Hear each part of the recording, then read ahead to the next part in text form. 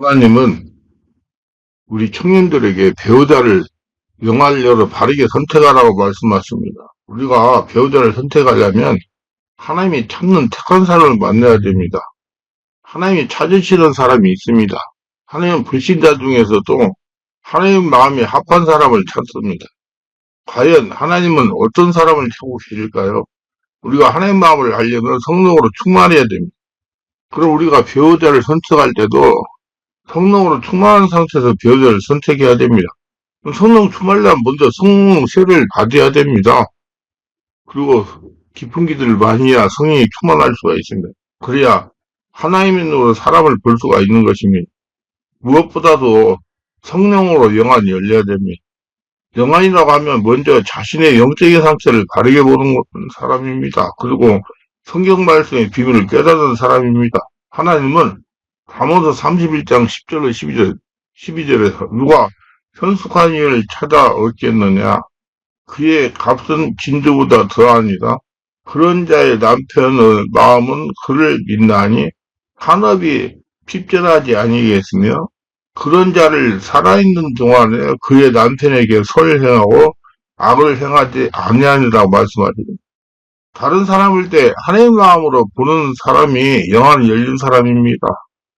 이렇게 영안이 열리려면 먼저 성령으로 세례를 받아야 됩니다. 그리고 깊은 기도를 많이 해서 성령 충만해야 됩니다. 그리고 자신의 무식의 상처를 취해야 됩니다. 또 자신이 추구하는 인간적인 욕심을 버려야 됩니다. 여기에는 자신이 지금까지 배우고 설득한 세상적인 지식 중 자아도 포함이 됩니다. 이 모든 것을 주님에게 내어놓을 때 진정으로 주님이 세상을 바라보는 눈으로 변하는 것입니다. 우리 모두 이 영의 눈이 열리기를 바랍니다. 많은 사람들이 그렇습니다. 그 당시 내 눈에 안개가 끼어서 잘못 봤다고 후회합니다. 우리는 이런 분들과 같이 후회하지 않아야 됩니다. 제가 지금까지 부부들의 문제를 치유해오면서 처음적으로 느낀 것은 연애와 결혼이 한 번 꼬이면 연속적으로 꼬인다는 것입니다. 그래서 자신의 영적인 수준을 올려야 됩니다. 영적인 수준을 올리는 것은 말씀 묵상과 깊은 영역에도 그리고 심령의 치유가 포함이 됩니다. 그래야 바르게 보고 판단하여 후회 없는 인생을 살게 되는 것입니다. 첫째, 인생의 사명을 바르게 아는 자를 선택해야 됩니다. 우리의 인생의 사명을 분명히 알아야 하는 것입니다. 그냥 바람같이 왔다가 안개처럼 사라지는 그런 인생을 살아서는 안 됩니다. 무슨 이유로 내가 이 땅에 사는지 아무 이유도 목적도 가치도 없이 살아서는 안 됩니다. 성공적인 인생을 살기 위하여 사명을 분명히 해야 됩니다. 어떠한 큰 성당을 짓는 공장에서 돌을 가두는 세 사람의 석공 이야기가 있습니다. 길을 가던 신부가 그 석공인을 향해서 물었습니다. 첫째 석공에게 지금 당신 무엇을 하고 있어? 그러니까 보시면 몰라요? 돌을 다듬고 있지 않아요? 그래요? 둘째 석공에게 물었습니다. 지금 무엇을 하고 있어? 목구멍이 포도청이라 먹고 살려고 이 고생을 한답니다. 셋째 석공에게 물었습니다. 무엇을 하고 있어? 예, 저는 장엄하고 아름다운 새 성당을 짓고 있습니다. 얼마나 영광스러운 성당이 되겠습니까? 여러분, 이 세 석공 중에 누가 가장 삶이 가치 있게 살았으며 성공적으로 일을 하겠다고 생각하십니까? 첫째 사람도 아니요, 둘째 사람도 아니요, 셋째인 자기의 사명은 깨달은 사람입니다. 자기의 사명은 장엄하고 아름답고 훌륭한 성당을 짓는다는 것이 자기의 사명입니다. 그냥 일만 하는 것이 아니고 먹고 살기 위한 것이 아니고 이 이야기는 비록 하찮은 일이라도 미래의 비전을 가지고 자신의 사명에 충실한 사람이 행복하고 성공적이라는 사명의 중요성을 깨닫게 해주고 있는 것입니다. 우리의 사명이 무엇입니까?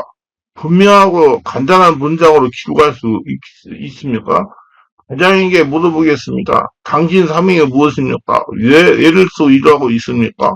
그냥 살자니까 애를 쓰고 힘을 쓰고 일을 하지요. 그렇게 대답하는 가장이 있을 것이고 또 어떤 가정은 가족을 먹여 살리자니 피땀을 흘리고 고생을 하지요. 이런 가정도 있을 것입니다. 그러나 다른 가정은 나는 우리 처자를 행복하고 꿈을 가지고 성공적 인생을 살기 위해서 내가 도와주고 있습니다. 이 세 가지 가장 중에 마지막 이 말을 할 수 있는 사람은 자기의 진정한 인생의 사명을 발견하는 사람입니다. 이 사람은 지치지 않고 피곤하지 않고 자기 일에 큰 행복과 즐거움을 느끼게 될 것입니다. 그런 사명을 가진 사람입니다. 또 어떤 주부에게 당신은 무엇을 하고 있습니까? 하니까 모르겠어요. 매일같이 자고 깨우고 일만 하고 뭐 있습니다. 또 그렇지 않으면 나는 뼈 빠지게 고생을 한답니다. 남편 돌보래, 애기 데려야, 집안 송사래, 빨리하랴, 매일같이 같은 일만 반복하는 몸서리가 쳐집니다.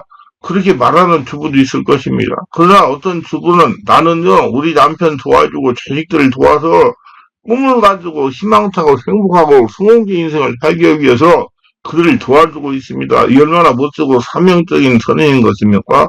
이 주부는 어떠한 역경을 당하고 어려움을 당해도 낙심하지 않고 나아갈 것입니다. 왜? 자기 사명을 알기 때문입니다.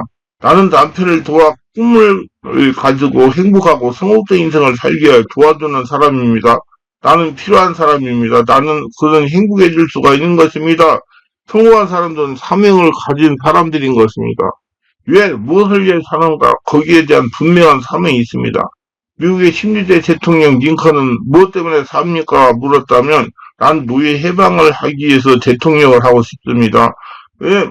분명히 사명이 있는 대통령이었습니다. 가난한 동부의 아들로 태어나 학교 교육은 거의 받지 못하고 독학을 했습니다. 어려서부터 허기진 노예들을 사고 팔며 동물처럼 학대받는 걸 보고 너무나 마음이 아팠습니다.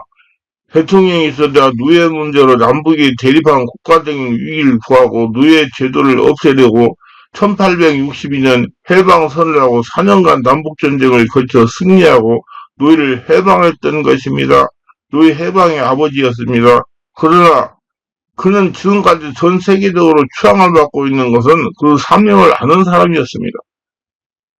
무엇 때문에 대통령이 되었습니까? 나는 노예 해방을 위해 대통령이 되었습니다. 미국의 유명한 강철한 카네기는 무엇 때문에 당신은 거대한 강철 회사를 세웠습니까? 묻는다면 그는 말하기를 노동자들의 저금하며 살 수 있도록 하기 위해서 나는 사업을 합니다. 이렇게 말했을 것입니다. 돈을 벌기 위해서 사업을 한다는 말을 하진 않았습니다. 어릴 때 교육도 못 받고 같은 고생을 하는 그는 먼저 남을 위해 베풀려고 애를 썼습니다. 많은 사람에게 직업을 주고 사원들마다 예금 통장을 갖게 하는 것이 소원이었고 철강으로 번 돈을 하나님과 사회를 위하여 썼습니다. 그는 사명을 가진 사람으로 인생은 성공할 수가 있었습니다. 자동차왕 헨리 포드는 왜 당신은 자동차를 만듭니까? 물었다면 그는 이렇게 대답할 것입니다. 모든 사람의 발에 바퀴를 달아주기 위해서 한 것입니다. 16살 때 견습공을 일하다가 가솔린 기관 자동차를 제작하는 데 성공했습니다. 가장 최고의 임금으로 가장 저렴한 제품을 생산하여 모든 사람들이 자동차를 사서 그것을 타고 다닐 수 있게 하겠다는 것이 그의 사명에 있었습니다. 그래서 그는 딴 자동차를 만들어 모든 미국 사람들이 자동차를 타도록 만들어 주는 것이었습니다. 우리나라의 독립투사들에게 물어봅시다. 당신은 무엇 때문에 인생을 삽니까? 조국의 자유와 독립을 위해서 삽니다. 분명한 사명이 있습니다. 김구, 안창호, 안중근, 윤봉길, 유관순 이 모든 사람들은 사명을 가진 사람들이었습니다. 안중근 선생은 손가락을 끊어 피를 흘려 맹세를 했고 유나이를 천국 가서도 대한민국 독립에 일할 것이라고 말했을 것입니다. 성경에 기록한 위대한 선지자들도 모두 다 사명을 가진 사람들이었습니다. 모세를 보고 당신 무엇 합니까? 라고 물었는데 이스라엘 해방을 위하여 나는 인생을 살려라고 말할 것입니다. 요셉을 보고 물어봅시다. 당신은 무엇 때문에 삽니까? 가나안 땅으로 이 이스라엘 백성을 인도하여 드리기 위해서 삽니다. 예수님께 물어보겠습니다. 예수님의 사명은 무엇입니까? 나는 인류를 구원하기 위해서 세상에 왔다. 마가복음 10장 45절에 인자가 온 것은 섬김을 받으려 하여 함이 아니라 도리어 섬기려 하고 자기 목숨을 많은 사람의 대성물로 주려 함이라고 말씀하신 것입니다. 예수님의 사도들에게 물어보겠습니다. 당신은 왜 삽니까? 예수님의 사도들은 온 천하만국의 복음을 전하기 위해서 산다고 말할 것입니다. 옛날에 지불생 무명지초라는 말이 있습니다. 그런 땅에 이름 없는 쓸모없는 풀을 내지 않았다는 말입니다. 이처럼 세상에 태어나는 인생은 사명이 없이 태어난 사람은 한 사람도 없습니다. 모두 다 크고 작은 사명을 가지고 태어나는 것입니다. 그러므로 우리가 인생을 성공적으로 살기 위해서는 이 사명을 분명히 알아야 됩니다. 반드시 위대하고 장엄한 사명만 가진 것이 아닙니다. 조그만 사명이라도 주부로서, 남편으로서, 직공으로서, 혹은 사업가로서 자기의 사명을 한 줄로 분명하게 기록할 수가 있도록 그런 사명이 마음속에 있어야 합니다. 그래야 그 사람은 인생을 가치 있게 살고 행복하게 살고 성공적으로 살 수 있습니다. 사명 없이 그저 바람 부는 대로 물결 찌는 대로 할 수 없이 사는 사람은 결코 인생을 성공하고 살 수가 없을 것입니다. 하나님께서는 모든 사람에게 사명을 주셨습니다. 각 사람에게 나눠주신 믿음의 분량대로 지혜롭게 생각을 하고 로마서 12장 3절은 말했습니다. 믿음대로 나눠준 믿음이라는 것은 서로 인생의 사명을 말합니다. 모든 사람에게 하나님은 분량대로 사명을 주셨습니다. 우리는 그 사명을 깨닫고 인생을 살아야 됩니다. 하나님, 저는 무엇 때문에 태어나서 삽니까? 나의 인생의 사명은 무엇입니까? 이 사명을 간단 명료하게 당신의 마음속에 기록해놓고 실천하는 것도 좋습니다. 두 번째는 구체적인 비전, 꿈을 가진 사람이 되어야 됩니다. 성공적인 인생을 살기 위해서는 구체적인 꿈, 소망을 가져야 됩니다. 사명의 삶의 의미를 말한다면 비전은 그것을 실현하는 것입니다. 선진국들은 대개 유도상 북쪽 추운 지방 자본과 조건과 환경이 아주 어려운 곳에 있는 사람들이 선진국이 되었습니다. 저 유도상 남쪽에 날이 덥고 자연자원이 풍부하고 삶이 어렵지 않은 곳에 선진국된 나라가 별로 없습니다. 왜 그럴까요? 춥고 척박하고 고통스러운 곳에 사는 사람들은 어떻게 하든지 먹고 살기 위하여 성공해야 되겠다는 비전을 가지고 있었습니다. 돈을 벌고 춥지 않은 집을 짓고 따뜻한 옷을 입고 살겠다는 분명한 비전을 가졌기 때문에 맹렬하게 노력을 했습니다. 그러므로 이도상 북쪽에 있는 사람은 그 나라들은 대개 선진국이 되어 잘 삽니다. 그 남쪽에 있는 사람들은 그렇게 맹렬하게 노력을 안 해도 자연의 혜택을 통해서 편안하게 잘 살 수 있기 때문에 잘 살겠다는 그런 비전을 갖고 있지 않습니다. 좋은 집을 짓고 튼튼한 집을 짓고 좋은 옷을 입고 좋은 신발을 신고 살아야겠다는 비전이 없기 때문에 노력을 하지 않는 것입니다. 우리 한국에 자랑하는 일본 제일교포 3세 손정희 씨를 보면 그는 소프트뱅크 사장으로서 일본에서 거대한 재벌이 되었습니다. 그는 자랄 때 일본이 아이들에게 한국애라는 놀림을 받았고 가난과 서러움으로 얼룩졌습니다. 그래서 유학할 수만 있다면 신념을 가지고 미국 유학에 가서 학생 때 타워 번역기를 발명해 100만 달러를 벌었습니다. 일본에 들어와 소프트뱅크사를 설립해서 10년 만에 세계 거대 기업으로 성장해서 94년 주식을 공개할 때 2천억 엔이나 되었습니다.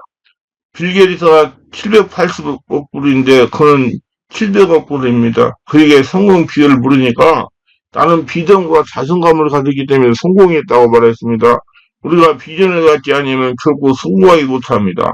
성경에는 비전은 민족은 망한다고 말했습니다. 그럼 우리가 배우자를 선택할 때 확고한 비전이 있는지를 확인해야 됩니다. 인생에 비전이 없으면 인생은 방황합니다. 목표가 있어야 바라보고 걸어갈 수가 있는 것입니다. 비전 없는 남자가 어떻게 가장이 될 수가 있겠습니까? 그 사람의 인생은 환하게 보는 것입니다. 불을 보듯 뻔한 것입니다. 여자도 마찬가지입니다. 비전이 없는 여성 어떻게 한 가정의 주부로서 삶을 살 수가 있겠습니까? 우리가 구체적인 비전을 가지기 위해서 여러분 삶의 현재 분명한 목표를 설정하고 살아야 된다는 것입니다. 목표가 없으면 모든 것이 백일몽에 불과한 것입니다. 빌보도 3장 14절 표들을 향하여 그리스도 예수 안에서 하나님의 위해서 부르신 부름의 상을 위하여 달려가느라고 말했습니다. 바울 선생의 복음 사역도 분명한 표들을 정해놓고 그를 향하여 전력을 기울인 것입니다. 그러므로 목표를 분명히 세우고 그 목표를 이룰 계획을 세워야 됩니다. 계획을 세워야 시간과 노력과 물질을 집중하여 전력 투구할 수 있는 것입니다. 그리고 목표를 계획을 세워서 그걸 기록하여 눈앞에 항상 두어야 되는 겁니다. 언제나 눈앞에 자나깨나 그것이 이루어지는 모습을 바라봐야 되는 것입니다. 성취된 모습을 늘 바라보는 것은 굉장히 중요합니다. 우리가 항상 우리의 마음속에 목표가 이루어지는 모습을 상상하고 비전을 가지는 건 대단히 중요한 것입니다. 배우자가 비전이 없으면 안 됩니다. 그 과정을 얼마 가지 않아서 침몰할 수도 있습니다. 뚜렷한 목표를 가지고 하나님을 바라고 달려가는 자를 배우자로 선택해야 됩니다. 모두 다 배우자를 선택할 때 바르게 비전 있는 바른 자들을 선택해서 행복한 가정들을 이루시기를 바랍니다. 기도합니다. 오늘도 제설교를 끝까지 시청하시는 분들 축복하고 구독, 좋아요, 알람 설정 공유하시는 분들 축복하시고 모두 다 성령 세례받고 수문 받아서 영안 열려서 배우자를 선택할 때 확실한 기준을 가지고 선택해요. 인생 성공적으로 살아가는 모두 되게 하소서. 예수님 이름으로 기도합니다. 아멘.